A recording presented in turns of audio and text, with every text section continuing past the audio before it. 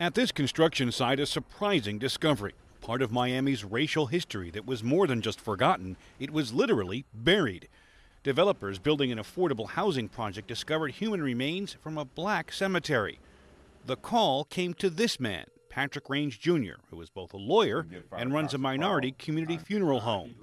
I was here at my office and did receive a phone call. I was extremely surprised. A local historian says the remains are likely part of a cemetery for Bahamian settlers who came to South Florida in the early 1900s to serve wealthy whites. But the cemetery fell victim to the city's rapid expansion.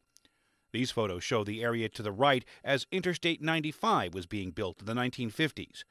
And the cemetery, never recorded on a map or official records, was built over not once but several times.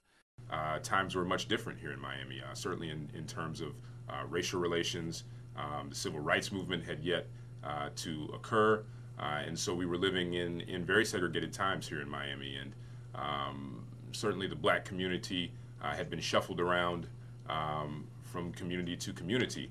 And certainly we would think it not uncommon that the grave sites for blacks were not as respected. The human remains have been placed in the custody of the medical examiner, and a high-tech search of the site is underway. This radar scan image shows areas where experts will check to see if there are additional remains beyond the 11 found so far. Some records indicate more than 500 might have been buried, most between 1915 and 1925. This obviously being part of our history here that's been covered up to some extent, if you will.